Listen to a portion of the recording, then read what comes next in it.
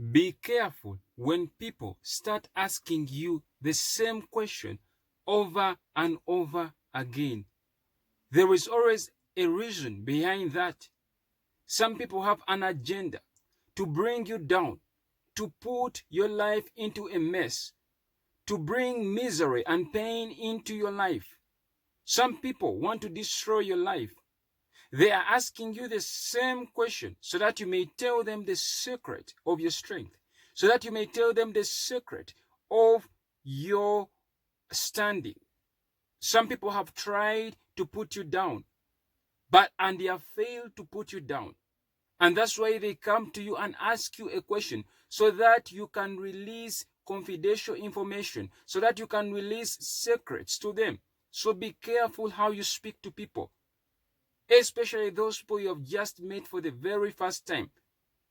Yes, you may have been with that person maybe for 1 year, 2 years, but be very careful because there is a lot you know about them.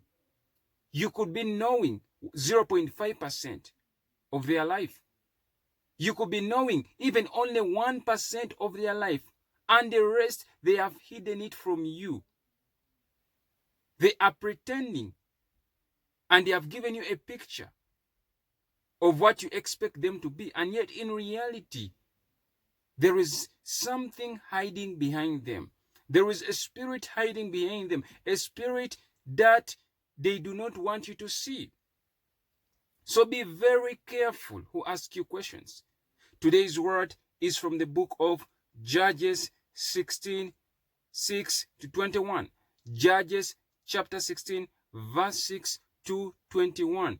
And it reads, So Delilah said to Samson, Please tell me where your great strength lies, and with what you may be bound to afflict you. And Samson said to her, If they bind me with 7 fresh bowstrings, not yet dried, then I shall become weak and be like any other man. So the lords of the Philistines brought up her 7 fresh bowstrings, not yet dried, and she bound him with them.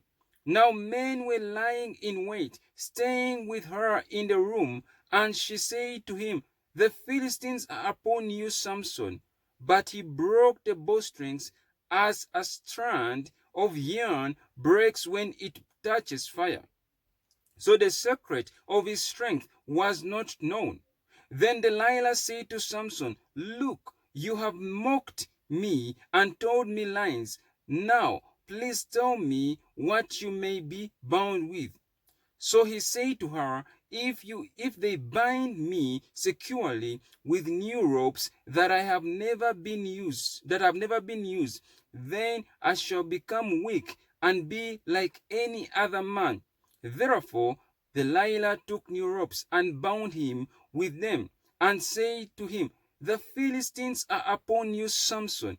And the men were lying in wait, staying in the room, but he broke them off his arms like a thread. Delilah said to Samson, Until now you have mocked me and told me lies. Tell me what you may be bound with. And he said to her, If you weave the 7 locks of my head into the web of the loom. So she wove it tightly with a burden of the loom, and said to him, The Philistines are upon you, Samson. But he awoke from his sleep and pulled out the burden and the web from the loom. Then she said to him, How can you say, I love you, when your heart is not with me?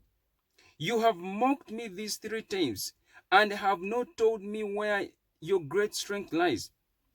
And it came to pass, when she prostrated him daily with her words, and pressed him so that his soul was vexed to death, that he told all his heart, and said to her, No razor has ever come upon my head, for I have been a Nazarite to God from my mother's womb. If I am shaven, then my strength will leave me, and I shall become weak and be like any other man. When Delilah saw that he had told her all his heart, she sent and called for the lords of the Philistines, saying, "Come up once more, for he has told me all his heart." So the lords of the Philistines came up to her and brought the money in their hand. Then she lulled him to sleep on her knees and called for a man and heard him shave off the 7 locks of his head. Then she began to torment him, and his strength left him. And she said, "The Philistines are upon you, Samson." And he awoke from his sleep and said, "I will go out as before, and other times, and shake myself free." But he did not know that the Lord had departed from him. Then the Philistines took him and put out his eyes and brought him down to Gaza. They bound him with bronze fetters, and he became a grinder in the prison. My God, this is a terrible story. Brothers and sisters, the message is, be very careful who asks you the same question over and over again. Be very careful of those people. However much you think they love you, they may have made a deal with the enemy, and they have become your enemy. This is a story of Samson and Delilah. Samson loved Delilah, but Delilah did not love Samson. The only thing that Delilah loved was money. Delilah was set up as a snare to Samson. Some of you have people in your life that have been set up, that have been directed towards you to bring you down. Notice that Delilah kept asking questions. The same question. She wanted to know the source of Samson's strength. Of course, as I've read in the scripture, that for the first time, third time, second time, Samson lied to Delilah. But as Delilah kept on asking the same question, sweet-talking Samson, Samson gave out the secret of his strength. It is terrible, brothers and sisters. There are people that have been asking you the same question, but they have presented it in a way that seems as though it is not the same question. I wish I'm speaking to somebody. They have come asking you the same question. Brothers and sisters, you have to be very careful of who asks you questions.